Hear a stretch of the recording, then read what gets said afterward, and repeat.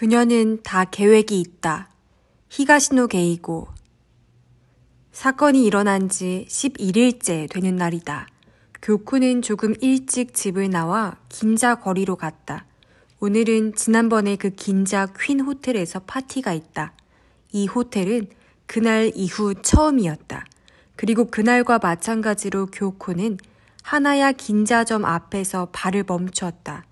일 나가기 전뿐만 아니라 긴자에 나올 때는 반드시 이 보석점에 들르는 것이다. 그래봤자 바깥에 쇼윈도를 들여다보는 것뿐이지만 있어 라고 교코는 입속에서 중얼거렸다. 오늘 교코의 눈을 사로잡은 것은 18금을 받침대로 삼아 다이아몬드를 박아넣은 에메랄드 목걸이였다. 맑은 초록빛 보석이 10,000원을 그리고 있었다. 가격은 1950만엔. 의외로 엄청 비싼 건 아니네. 라고 평소와는 약간 다른 느낌으로 바라봤다. 한숨을 내쉬고 아쉬운 마음을 억누르며 쇼윈도 앞에서 물러섰을 때 눈 앞을 뭔가 가로막고 섰다. 역시 너였어? 어디선가 들은 목소리였다. 교코가 천천히 얼굴을 들자마자 상대와 눈이 마주쳤다. 하고 그녀는 미처 대응하지 못한 채 당황해버렸다. 그리 반가운 사람이 아니었다. 지난번 우리 감사 파티 때 봤잖아. 나야, 기억나지? 네, 기억은 나는데. 교코는 씁쓸하게 억지 웃음을 지었다. 하나야의 셋째 아들 니시하라 겐조였다. 그때처럼 흰색 정장을 입었다. 그리고 여전히 얼굴에 비해 눈이며 코가 오종종하니 작다. 그 작은 콧등에 희미하게 기름이 떠 있었다. 뭔가 으스스하게 느껴졌다. 저를 기억해 주시다니 영광이네요. 비아냥거림을 담아 말했다. 굳이 기억해 줄 필요 없는데. 그야 물론 기억하지. 내가 이래봬도 여자 얼굴 알아보는 게 특기거든. 정말로 그런 모양이다. 망나니 아들이라는 말이 교코의 머릿속을 스쳐갔다. 게다가 그 헤어스타일은 누가 봐도 다 알지. 넌 평소에도 그런 웃기는 머리를 하고 다녀? 네? 교코는 저도 모르게 머리로 손이 갔다. 일을 나갈 때마다 야카이 스타일로 긴 머리를 만두처럼 위로 틀어올린다. 방금 미용실에서 손질을 받고 왔다. 프리가 아닌 레귤러 컴패니언은 파티에 나가는 날은 반드시 미용실에 들러야 한다. 그 비용은 각자 자기 부담이었다. 이건 일 때문이죠. 평소에는 이렇게 안 해요. 보통 긴 머리예요. 교코는 항의하듯이 말했다. 그래? 하긴 그렇겠지. 뭔가 재미있는 머리 스타일이라서 한번 말해봤어. 그리고 겐조는 하하 웃었다. 이 바보는 대체 생각이 있는 건지 없는 건지 모르겠네. 라고 교코는 마음속으로 투덜거렸다. 지금 시간 좀 있지? 어때? 차라도 한잔 할까? 금세 수작을 부리는 것도 여전하다. 교코는 거절하려다가 문득 좋은 생각이 떠올랐다. 차 마실 정도의 시간은 없어요. 그래서 여기 쇼윈도 구경하면서 시간을 때우고 있었죠. 실은 가게 안도 보고 싶은데 아이 쇼핑만 하면 폐가 되겠죠. 그녀는 하나야 가게 안을 들여다보며 말했다. 한번 들어가 보고 싶었던 것이다. 역시나 겐조는 걸려들었다. 뭐야, 그랬어? 구야 내가 얼마든지 안내해주지. 겐조가 자신의 가슴을 툭 치며 말했다. 정말요? 너무 좋다. 교코는 반색을 하는 척했다. 바보와 가위는 어떻게 쓰느냐에 따라 달라진다. 두 사람이 들어서자 입구 앞에 있던 여직원이 긴장한 얼굴로 머리를 숙였다. 전에 교코를 업신여기는 눈빛으로 쳐다보던 여우 얼굴의 직원이었다. 항상 도도하게 굴더니만 겐조가 있어서 그런지 오늘은 그런 기척조차 없었다. 교코는 체증이 풀리는 느낌이었다. 가게 안은 거대한 보석 상자 같았다. 바닥에는 온통 연지색 카펫이 깔렸고 그 위에 여러 대의 진열 케이스가 놓였다. 찬찬히 보니 케이스의 테두리도 금빛으로 장식했다. 그리고 케이스 안은 빛과 색채의 세계였다. 들어서자마자 눈에 들어온 것은 반지 코너다. 사파이어 루비, 캐츠아이, 거기에 블랙 오팔의 알렉산드라이트, 스타 사파이어, 물론 다이아몬드도 있었다. 보석이란 게 어떤 건지 알고 있어? 겐조가 교코 옆에 다가와 물었다.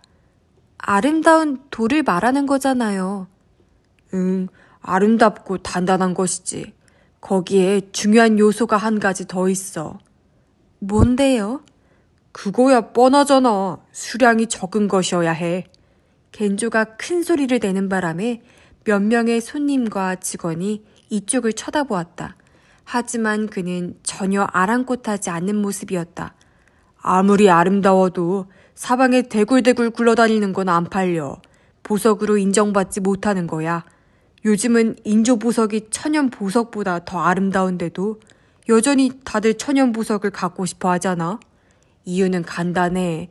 인조로는 허영심을 만족시킬 수가 없기 때문이야.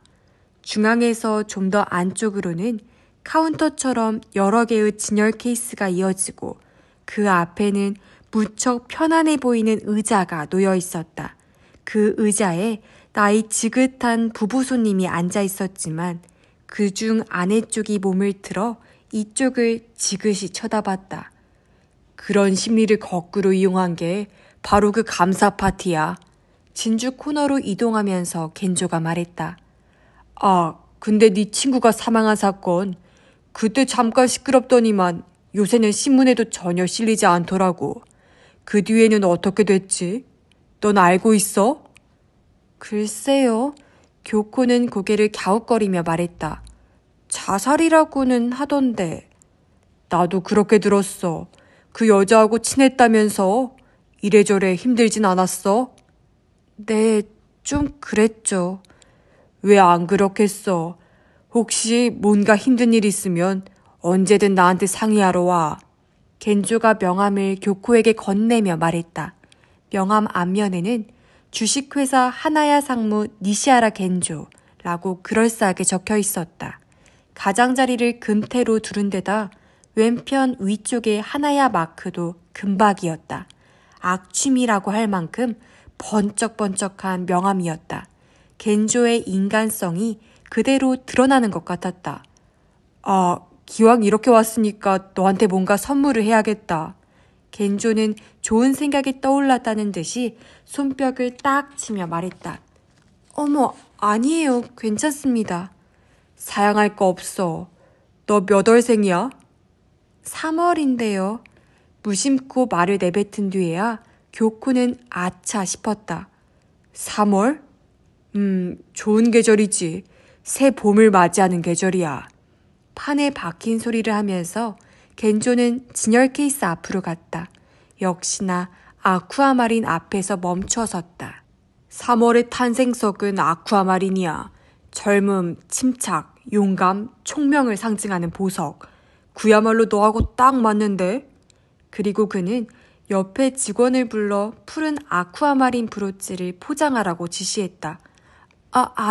아니에요. 죄송해서 안 돼요. 교코는 극구 사양했지만 괜찮다면서 떠안겨줄 거라고 계산하고서 한 말이었다. 그것보다 깜빡 3월생이라고 사실대로 말해버린 게 억울했다. 기왕이면 4월이나 5월생이라고 했으면 좋았을 텐데 4월은 다이아몬드, 5월은 에메랄드인 것이다. 리본을 곱게 묶은 브로치 포장 상자를 받아들고 교코는 다시 한번 어쩔 줄을 모르는 척했다. 아이, 괜찮다니까. 그보다 다음에 나랑 식사나 한번 하자. 겐조가 느물느물 웃으며 말했다. 교코도 예의상 웃음을 건넸지만 마음속으로는 혀를 쏙 내밀었다. 이제 일하러 갈 시간이라서 라고 양해를 구하고 교코는 하나야를 나오기로 했다. 겐조가 끈덕지게 물어보는 통에 이름과 전화번호는 알려줬다. 어차피 알아보면 금세 밝혀질 거고 브로치를 받았다는 약점도 있었다. 내가 연락할게. 꼭이야. 겐조의 다짐을 들으며 교코는 총총걸음으로 길로 나왔다. 긴작 퀸 호텔에 도착한 것은 5시 10분이었다. 마음먹고 이른 시간에 집을 나섰는데 또다시 아슬아슬한 시각이다. 요네자와의 환한 얼굴이 저절로 눈앞에 떠올랐다. 오늘의 대기실은 205호실이었다. 요네자와가 그녀의 얼굴을 보고 울상을 지었다. 교코 씨, 아유 다행이다. 혹시 안 나오나 했어. 괜한 걱정을 하셨네요. 아슬아슬하긴 해도 지각을 한 적은 한 번도 없었잖아요. 교코가 툴툴거리며 안쪽으로 들어가자 아야코가 곁으로 다가와 속닥거렸다. 늦는 사람이 교코 말고 또 있어서 그러는 거야. 무슨 얘기야? 아직 안 온 사람이 한 명 더 있어. 게다가 요코 씨까지 방금 전에야 도착했다니까. 팀장님이? 교코는 애자키 요코 쪽을 슬쩍 훔쳐보았다. 여전히 냉랭한 얼굴로 능숙하게 화장을 가다듬고 있었다. 그녀가 아슬아슬한 시각에 뛰어왔다니 웬만해서는 없는 일이다. 누구야? 아직 안 온 사람은? 아야코는 고개를 저었다. 나도 잘 모르겠어. 프리로 일하는 친구라던데. 지각이면 앞으로 일 받기 힘들걸? 프리로 일하는 친구? 불길한 예감이 가슴을 스쳤다. 불길한 예감이 맞아떨어진 것은 그날 밤 일을 마치고 집에 돌아온 다음에야 알았다. 옆집을 보니 시바타도 돌아온 것 같았다. 이따가 수사 진척 상황을 물어봐야겠다고 생각하면서 교코는 일단 집으로 들어갔다. 그녀가 밖에서 돌아와 가장 먼저 하는 일은 양치질과 부재중 전화 체크다. 들여다보니 부재중 메시지가 녹음된 모양이었다. 테이프에 재생 버튼을 눌렀다. 안녕? 나야. 쾌활한 목소리가 튀어나왔다. 어라? 하고 교코는 중얼거렸다. 들은 기억이 분명 있는 목소리다. 유카리였다. 나야, 마노 유카리. 목소리의 주인도 이름을 밝혔다. 중요한 할 얘기가 있어.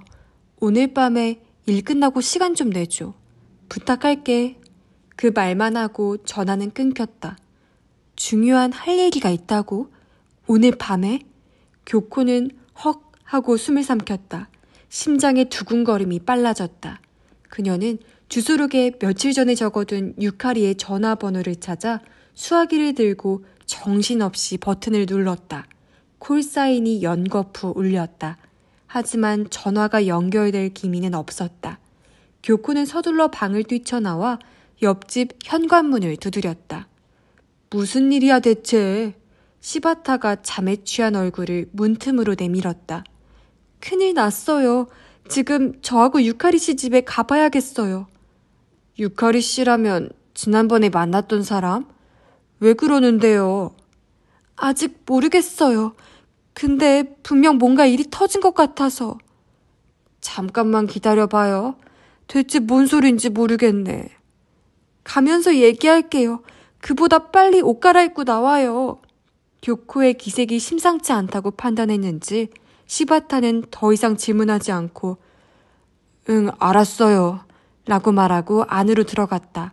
5분쯤 뒤에 외출복을 입은 모습으로 나타났다. 두 사람은 유카리의 원룸으로 향했다. 기타 신주쿠의 원룸이었다. 베이지색 4층 건물로 한 동 전체가 원룸이 모양이었다. 도로를 끼고 맞은편에는 초등학교 운동장이 있었다. 유카리의 집은 4층 맨 끝이었다. 그리고 그 방에서 유카리는 죽어 있었다. 집안은 온통 난장판이 되어 있었다. 그리 넓은 방도 아니다. 아마 3평쯤 될 것이다. 들어서서 왼편에 싱크대가 있고 그 건너편은 붙박이장이었다. 오른편은 욕실과 화장실이다. 창가에 침대가 놓였고 그 주위를 둘러싸듯이 책장과 선반이 있었다. 선반 위에는 텔레비전, 비디오 플레이어와 CD 플레이어, 그리고 선반 안은 화장품으로 가득했다. 이런 좁은 방에 이만큼이나 물건이 들어있었어? 시바타의 상사 마스타니 경감이 실내를 돌아보며 묘한 감탄을 했다. 분명 수납을 아주 잘해둔 방이었을 것이다. 하지만 그런 정리정돈은 이제 흔적조차 보이지 않았다. 바닥에는 우드 카펫이 깔렸지만 그 무늬가 보이지 않을 만큼 물건이 뒤죽박죽 흩어졌다. 외출복과 속옷이 뒤섞이고 잡지와 편지, 카세트 테이프, 그리고 신문까지 아무튼 이 방의 어딘가에 차곡차곡 정리되었던 모든 물건이 작은 태풍이라도 휩쓸고 지나간 것처럼 모조리 끌려나와 내동댕이 쳐져 있었다. 발 디딜 틈조차 없을 정도였다. 그리고 이 집의 주인 마노 유카리는 창가의 침대에 반듯하게 누운 채 죽어 있었다. 타살이라는 건 명백했다. 일단 목이 졸린 교살로 판단되었다. 입고 있는 옷도 흐트러졌지만 폭행의 흔적은 없었다. 피해자와 어제 만났었다고 했지. 무거운 어조로 마스타니가 물었다. 네, 라고 시바타는 고개를 끄덕였다. 그때 그녀에게서 들었던 얘기는 어제 보고했었다. 마키무라 에리의 자살에 의문을 품고 조사 중이었다고? 그렇습니다. 현재로서는 아무 증거도 잡지 못했다라고 어제 시점에는 그랬다는 거지? 네, 유카리 씨는 그렇게 얘기했습니다. 시바타는 신중하게 대답했다. 유카리가 모든 것을 다 털어놓았다고 단언할 수는 없는 것이다. 그렇다면 어제부터 오늘까지 그 사이에 상황이 달라진 건가? 이건 시바타에게 던진 게 아니라 마스타니 스스로 자문하듯이 한 말이었다. 시바타는 대답 없이 뒤로 물러서서 바닥을 기듯이 살펴보는 감식 담당에게 말을 건넸다. 모발이든 뭐든 좀 나왔어요? 금태 안경을 쓴 감식 담당은 아래를 내려다본 채로 고개를 저었다. 아직 별다른 게 없어요. 피해자 것으로 보이는 머리카락뿐이에요. 유카리는 컴패니언이라서 긴 머리를 하고 있었다. 지문은? 몇 개 채취했는데 기대하기 어려울 것 같아요. 범인은 장갑을 꼈어요. 문 손잡이에서 피해자의 지문밖에 안 나오는 걸 보면요. 커피잔의 지문은 어땠어요? 그것도 피해자의 지문뿐입니다. 그렇군. 방 한쪽 구석의 쟁반에 찻잔 2개가 놓여 있었다. 오늘 이 집에 누군가 손님이 찾아온 것으로 보였다. 시바타가 숙인 허리를 폈을 때 나오이가 들어와 마스타니에게 보고했다. 이웃집 여자가 오늘 이 집에 손님이 왔었다고 얘기하네요. 3시쯤에 말하는 소리가 들렸다고 합니다. 나오이에 의하면 그 여자는 오늘 외출하기 전에 이웃집, 즉 유카리의 집 현관 차인벨이 울리는 소리를 들었다. 유카리가 문을 열고 안녕하세요 라고 인사를 했다. 상대의 목소리는 듣지 못했다. 하지만 상대가 집 안으로 들어간 건 틀림없다. 그게 대략 3시경이었다. 그 여자는 방금 전에야 집에 돌아온 참이어서 유카리의 그 손님이 몇 시쯤에 돌아가는지는 알지 못했다. 3시에 손님이 왔었다. 만일 그게 범인이라면 피해자와 범인은 7시까지 여기서 뭘 하고 있었을까? 마스타니는 팔짱을 끼고 생각에 잠겼다. 7시에서 8시 사이라는 게 유카리의 사망 추정 시각인 것이다. 단순히 이야기만 나눈 건 아닌 것 같네요. 실내를 둘러보며 나오이가 말했다. 정말 너무 심하게 뒤집어 엎었어요. 그렇지. 아무래도 범인이 뭔가를 찾고 있었던 것 같아. 뭘 찾고 있었을까요? 참, 이봐. 그걸 알면 이렇게 생고생할 일도 없지. 이어서 시바타와 나오이는 교코의 진술을 듣기로 했다. 교코는 1층 주차장에서 기다리고 있었다. 사체를 목격하고 소스라치게 놀랐지만 이제 좀 안정이 되었을 터였다. 교코는 자신이 어리석었다고 후회했다. 조금만 더 주의를 기울였으면 유카리의 목숨을 구할 수 있었을 텐데 라고 내내 자책하고 있었다. 오늘 긴자 퀸 호텔에 일하러 나갔을 때 무단 결근한 프리 컴패니언이 있다는 말을 듣고 어쩐지 마음에 걸렸었다. 그리고 일이 끝난 뒤에 그 컴패니언이 마노 유카리라는 말을 듣고 교코의 불안은 한층 더 커졌다. 그러다가 집에 돌아와 그 부재중 메시지를 들은 것이다. 무슨 일이 터진 게 분명하다는 생각에 급히 시바타를 불러내 함께 이곳으로 달려온 터였다. 맨 처음 불안한 예감을 느꼈을 때 곧장 시바타에게라도 연락했다면 유카리를 살릴 수 있었을지도 모른다. 그 생각을 할 때마다 교코의 마음은 침울하게 가라앉았다. 제복 경찰과 함께 순찰차 안에서 기다리고 있으려니 이윽고 시바타와 나오이가 주차장으로 내려와 차에 탔다. 어디인가에 가려는 줄 알았더니 그게 아니었다. 차 안에서 진술을 들을 모양이었다. 하지만 이미 시바타도 다 아는 사실에 대한 확인일 뿐이었다. 집 주인에게서 열쇠를 빌려온 것도 시바타였고 사체 발견 때의 상황은 교코보다 그가 훨씬 더 잘 알고 있다. 유카리 씨에게서 부재중 전화가 온 게 몇 시쯤이었죠? 시바타가 물었다. 제가 미용실에 간 다음이니까 오후 1시 넘어서였어요.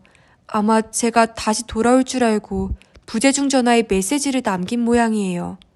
미용실에 조금만 더 늦게 갔더라면 그 중요한 할 얘기를 전화로 직접 들을 수 있었을지도 모른다. 그녀가 교코 씨에게만 말하고 우리에게 말하지 않았던 건 없었어요? 시바타의 질문에 교코는 시선을 떨군 채 고개를 저었다. 그런 건 없었어요. 시바타 씨에게는 모두 다 얘기했던 것 같아요. 그러면 이건 교코 씨의 짐작만으로도 말해도 되는데 범인은 대체 뭘 찾고 있었을까요? 저렇게까지 험하게 방안을 뒤지다니 좀 이상하잖아요? 저도 같은 생각이에요. 하지만 뭘 찾고 있었는지 짐작도 못하겠어요. 유카리 씨는 아직 단서 비슷한 것도 찾은 게 없다고 했었거든요. 다시 슬픔이 몰려와 교코는 두 손에 얼굴을 묻었다. 시바타도 나오이도 더 이상 질문을 던지지 못했다. 다음 날 오후 시바타는 나오이와 함께 아카사카의 밤비 뱅퀴 사무실에 찾아갔다. 전에 왔을 때와 마찬가지로 사원들이 바쁘게 움직이고 있었다. 쉴 새 없이 전화가 걸려오는 것도 지난번과 똑같았지만 아마 그 전화 중에는 마누 유카리의 죽음에 대한 문의가 포함되었는지도 모른다. 아무도 시바타와 나오이에게 신경 쓸 겨를이 없는 분위기여서 두 사람은 그냥 통로를 성큼성큼 건너갔다. 마루모토는 창가 자리에서 신문을 읽는 참이었지만 형사들을 보자마자 신문을 접어놓고 자리에서 일어섰다. 프리컴패니언 마노 유카리가 살해된 건으로 잠시 물어볼 게 있다는 것은 이곳에 오기 전에 미리 연락해 두었다. 매번 그렇듯이 칸이 나눠진 응접실로 갔다. 저도 깜짝 놀랐어요. 살해된 사람이 에리의 친구였다던데요. 마루모토 쪽에서 먼저 이야기를 꺼냈다. 심각한 얼굴로 미간을 좁히고 있었지만 본심이 어떤지는 알 수 없었다. 마누 유카리 씨에 대한 건 전혀 몰랐어요? 시바타가 물어보았다. 네, 전혀 몰랐습니다. 마루모토는 기복이 부족한 밋밋한 얼굴로 고개를 끄덕이며 말했다.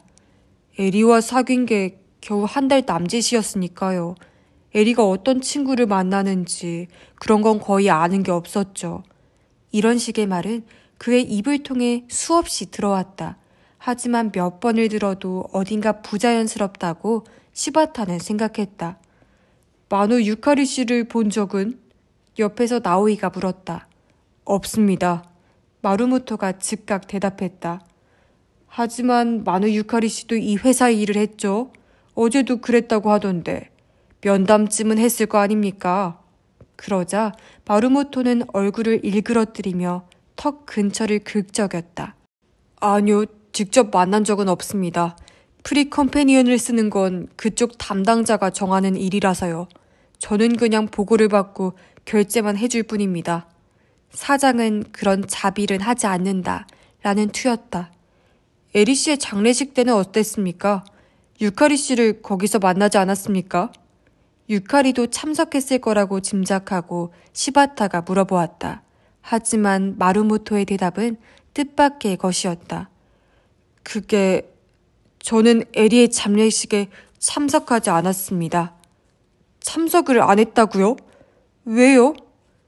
참석할 자격이 없는 것 같아서. 그쪽 부모님도 제 얼굴을 보면 불쾌해하실 거 아닙니까? 전보를 치고 조의금도 보냈는데 둘 다 되돌려 보냈더라고요. 마루모토는 입을 꾹 다물고 고뇌에 찬 표정을 보였다. 그것이 자연스럽게 나온 표정인지 아니면 의식적으로 만든 것인지 시바타로서는 판단하기 어려웠다. 다만 연인이 사망했는데 그 장례식에 참석하지 않았다는 부분에서는 석연치 않은 것이 느껴졌다. 이건 에리 씨의 자살에 관한 질문인데요. 나오이가 일부러 그러는지 느릿느릿 말을 이어갔다. 누군가 그 일에 대해 문의했다든가 뭔가 협박을 했다든가 하는 일은 없었어요? 유카리가 어떤 형태로든 마루모토와 접촉했을 것이라는 생각에서 나온 질문이다. 하지만 여기에서도 마루모토는 즉각 부정했다. 그런 일은 전혀 없었다는 것이다. 별 수 없이 시바타는 나오이와 함께 그만 일어서기로 했다. 너무 끈덕지게 물고 늘어지면 오히려 역효과가 날 수 있다. 하지만 자리에서 일어서는 참에 잠깐 지나가는 얘기라는 투로 나오이가 알리바이를 물었다. 어제 점심때부터 밤까지의 알리바이다. 일단 확인하지 않으면 우리가 상사한테 혼나거든요. 보고서도 작성해야 하고. 기분 나쁘게 생각하지 말고 가볍게 얘기해 주세요. 뭐 기분 나쁠 것도 없습니다. 그나저나 형사님들도 힘드시겠어요. 말을 하면서 마루모토는 수첩을 꺼냈다. 일정을 적어둔 모양이다. 어제는 4시쯤까지 회사에 있었고 그 다음에 시내에 나가서 좀 돌아다녔습니다. 그러고는 긴자에서 식사하고 잠깐 한잔한 뒤에 집에 들어갔어요. 식사를 한 가게, 술을 마신 가게의 이름 등을 시바타가 수첩에 적었다. 다만 자세한 시각은 기억나지 않는다고 했다. 그건 우리 쪽에서 조사해보겠다고 나오이는 말했다. 응접실에서 나온 뒤에 컴패니언 인선을 담당한 직원을 만났다. 피부색이 하얗고 자그마한 몸집에 허약해 보이는 남자였다. 그의 말에 따르면 마노 유카리가 밤비 뱅퀴스에 일을 신청한 것은 에리의 자살 사건 사흘 뒤였다. 유카리 본인이 직접 회사에 찾아왔었고 실제로 그때 마루모토는 자리에 없었다고 한다. 로열 뱅퀴 출신이라면 당연히 군수리 없이 일을 맡기죠.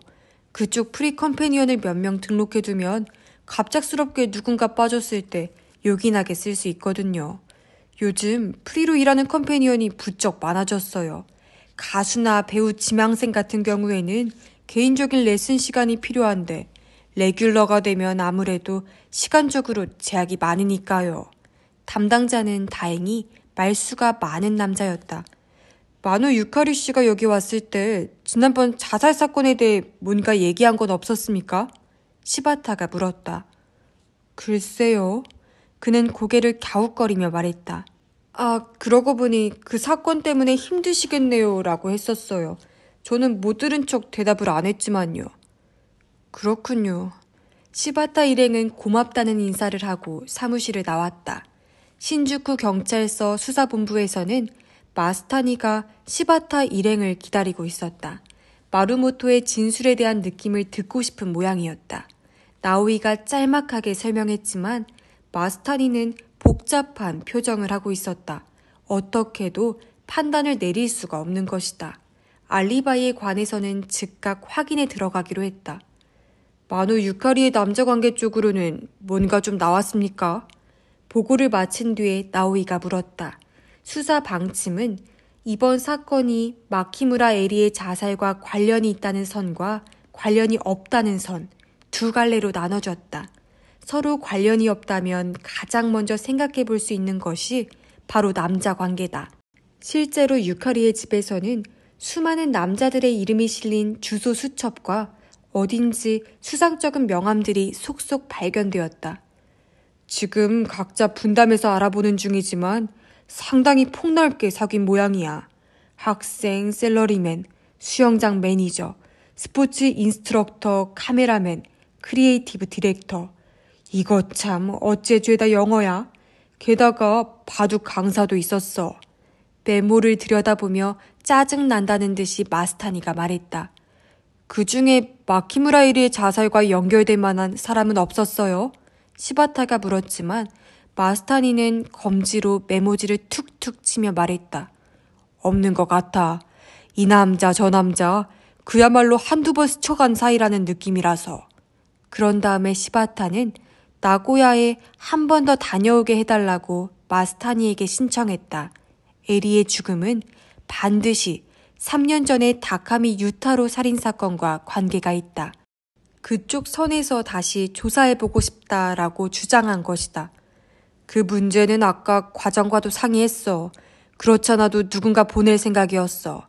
근데 아이치 현경을 자극하지 않도록 특히 조심해야 돼. 그쪽 입장에서는 이미 결론이 난 사건이잖아. 괜히 재수사를 하는 것으로 오해하면 앞으로 우리 일에 흔쾌히 협조해주지 않을 수 있어. 예, 알겠습니다. 나고야에 가면 틀림없이 뭔가 잡힐 것이라는 예감이 시바타에게는 있었다. 그날 밤 탐문 수사를 위해 종일 발로 뛰어다닌 형사들이 속속 돌아오면서 보고회가 열렸다. 우선 해부 결과가 나왔다. 사인 및 사망 추정 시각에 별다른 변화는 없었다. 특이하다고 할 만한 점은 수면제를 먹었다는 사실이었다. 이것과 관련해서는 현장에 있던 찻잔 중 하나에서 미량이지만 약물이 검출되었다는 보고가 있었다. 그 다음은 마노 유카리의 방 아래층에 사는 학생을 탐문해 본 바 5시경에 유카리의 집에서 소음이 들렸다는 진술이 나왔다. 청소를 하는 걸로 생각했다고 한다. 그리고 마노 유카리의 남자 관계였는데 결론부터 말하자면 최근에는 어떤 남자와도 만난 적이 없었다. 남자 쪽에서 연락했는데 유카리가 바빠서 만날 수 없다고 한 경우가 2명이 있었다. 알리바이에 대해서는 확실한 사람, 확실치 않은 사람으로 다양했다. 아무튼 육체관계를 맺은 것으로 보이는 남자만 해도 9명이나 된다. 그중 3명은 마노 유카리를 까맣게 잊어버리고 기억을 못할 정도였다. 알리바이라고 하면 마루모토의 알리바이가 확인되었다. 7시 이후에 그는 긴자에 있었다. 주점의 호스티스 등 여러 명이 증인이었다. 이건 일단 틀림이 없었다. 그렇다면 마루모토가 범인일 가능성은 사라진 셈이지만 이건 약간 마음에 걸린 사안인데 말이죠. 남자 관계를 탐문해본 수사원 한 명이 뭔가 의기양양한 어조로 말했다. 사건 전날 밤에 마노 유카리의 전화를 받은 남자가 있었어요. 크리에이티브 디렉터로 일한다는 세련된 남자입니다. 그자에 의하면 마노 유카리가 묘한 질문을 했다는 거예요. 묘한 질문이라니? 마스타니가 되묻는 것과 동시에 옆에서 듣던 시바타와 나오이도 저절로 몸을 앞으로 내밀며 귀를 바짝 세웠다.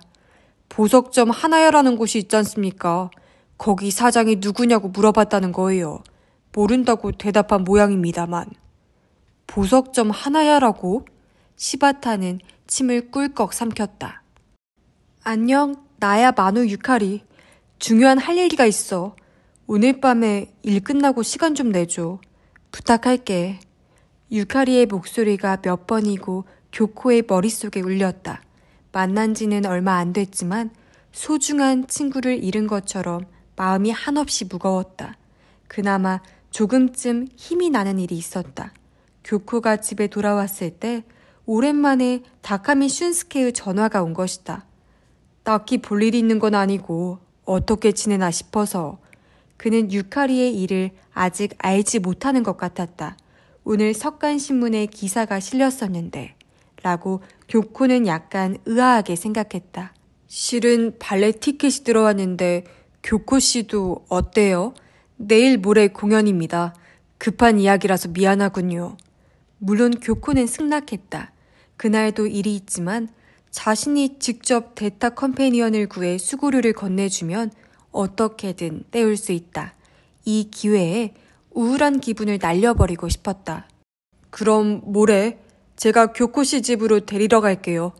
침착한 목소리로 말하고 다카미는 전화를 끊었다. 발레책을 미리 사두기를 정말 잘했어. 교코가 가장 먼저 한 생각이었다. 시바타가 돌아오는 소리는 밤 12시가 지나서야 들려왔다. 교코는 샤워를 하고 혼자 맥주를 마시고 있었다. 잠시 뒤 차인벨 소리가 울려서 교코는 현관으로 달려갔다.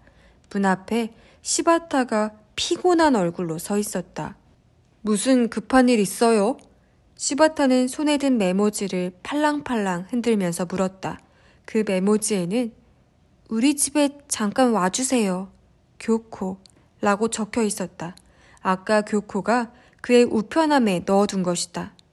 차라도 대접하려고요. 오늘도 엄청 지치셨을 것 같아서. 시바타는 빙긋 웃으며 고마워요 라고 말했다. 그리고 들고 있던 메모를 꼼꼼히 접어 바지 주머니에 넣었다. 차보다 맥주가 좋다고 해서 교코는 캔맥주와 유리잔을 건넸다. 그는 첫 잔을 단숨에 비웠다. 하지만 어딘지 얼굴빛이 환하지 않았다. 힘이 빠진 이유는 맥주를 마시며 그가 띄엄띄엄 들려준 이야기로 차츰 이해가 되었다. 가장 수상쩍다고 생각했던 마루모토에게 확실한 알리바이가 있었기 때문이다. 그래도 뭐 전혀 진전이 없었던 건 아니에요. 하나야도 분명 한 발을 담근 게 아닌가 하는 단서가 잡혔으니까. 마누 유카리가 남자친구에게 하나야의 사장에 대해 물어봤다는 이야기를 시바타는 들려주었다. 하나야와 뭔가 관련이 있는 걸까요? 모르죠.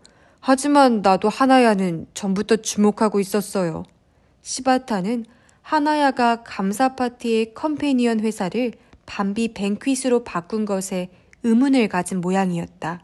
또한 마루모토와 다카미 슌스케가 연결되는 접점이 하나야의 감사 파티라는 것도 내내 마음에 걸렸다고 한다.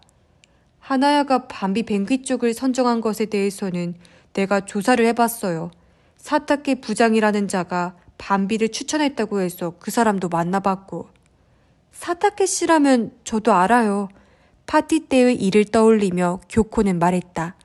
해골 같은 얼굴에 뭔가 음울한 사람이죠. 하나야 셋째 아들의 신복이라고 하던데. 잘 아시네. 맞아요. 바로 그 사람이에요. 그 사타케를 만나서 물어봤는데 컴패니언 회사를 바꾼 것에는 별다른 의미가 없다는 거예요. 그 전에 거래하던 회사보다 비용이 적게 들어서 밤비 뱅퀴스로 바꿨을 뿐이라고 하대요. 근데 그건 거짓말이죠. 겨우 그런 이유로 부장이 직접 컴패니언 파견 회사를 지정해주는 일은 있을 수 없지. 뭔가 뇌물을 받은 거 아닐까요? 생각나는 대로 교코는 말해보았다. 기업체에서 뭔가 미심쩍은 이야기가 나올 때마다 반드시 뇌물이 얽혀있다는 선입견이 생겨버렸다. 그럴지도 모르죠. 하지만 내가 보기에는 에리씨 사건과 관련된 느낌이 들어요. 어떤 관련이요? 그건 아직 모르겠어요. 하지만 유카리 씨가 하나야에 대해 알아보려고 했다는 얘기를 듣고 점점 더 그런 확신을 갖게 됐죠. 시바타는 빈캔을 테이블에 내려놓고 플레이어 쪽으로 다가가 안에 든 카세트 테이프의 제목을 확인하고 스위치를 눌렀다. 흘러나온 것은 차이코프스키의 잠자는 숲속의 미녀였다. 아직도 클래식 공부를 하고 있어요. 그가 양손을 허리에 짚고 테이프의 회전을 들여다보며 말했다. 단순한 클래식이 아니에요. 고전 발레 음악이거든요. 아, 그 돈 후안께서 발레도 좋아하신다고 했던가? 카세트 테이프 케이스의 인덱스를 따분한 듯 들여다보며 시바타가 말했다. 왕자님 눈높이 맞추는 것도 힘드네. 진짜 그렇다니까요. 이거 봐요, 이 책. 교코는 벽에 기대놓은 종이 봉투에서 책들을 꺼내 시바타 앞에 놓았다. 모두 3권. 최근에 사들인 것이다. 고전 발레 입문서, 발레를 즐기는 방법, 발레리나 스토리까지 예정에 없던 지출이었다. 이거 쓸데없는 잔소리인지도 모르지만 책을 훌훌 넘겨보면서 시바타가 조심스럽게 입을 열었다. 이런 식으로 하는 거 별로 좋지 않은 것 같아요. 남녀란 좀 더 자연스럽게 사귀어야 하는 거 아닌가? 어머, 왜요? 왜냐니, 교코 씨도 피곤하잖아요. 전 전혀 피곤하지 않은데? 재벌과 결혼하는 거잖아요. 웬만한 고생은 감수해야죠. 전 외국에 별장을 갖는 게 꿈이에요. 유럽에 고성을 사들여 여름이면 거기서 지낼 거예요. 성에는 당연히 보석이 따라줘야겠죠. 전 세계의 보석을 수집해야지. 하나야에서도 잔뜩 주문하고. 그러려면 역시 돈이 필요하잖아요. 뭐 그렇겠네요. 시바타는 내키지 않는 듯한 대답을 했다. 그런 점에서 다카미 씨는 이상적인 사람이에요. 아직 젊으니까 분명 앞으로 훨씬 더 부자가 되겠죠. 어련하시겠어요. 근데 내가 찬문을 끼얹는 것 같아 미안하지만 그자는 다카미 유타로의 조카예요. 이번 사건과 전혀 관계가 없다고 결론이 난 게 아니라고요. 하지만 에리 사건 때 알리바이가 확실했잖아요. 그건 그렇지만 시바타는 만지작거리던 카세트 테이프 케이스를 내려놓고 자리에서 일어섰다. 이제 그만 가봐야겠네. 내일도 전 일찍 나가야 해서. 이 플레이어는 어떻게 하죠? 그냥 켜두세요. 발레 음악 좀 더 들어야 하니까. 내일 모레 그 사람과 백조의 호수 공연을 보러 가기로 했거든요. 시바타는 아무 말 없이 현관으로 향했다. 교쿠가 잘 자요 라고 인사를 건네자 고개도 돌리지 않은 채 한 손을 들어 응했다.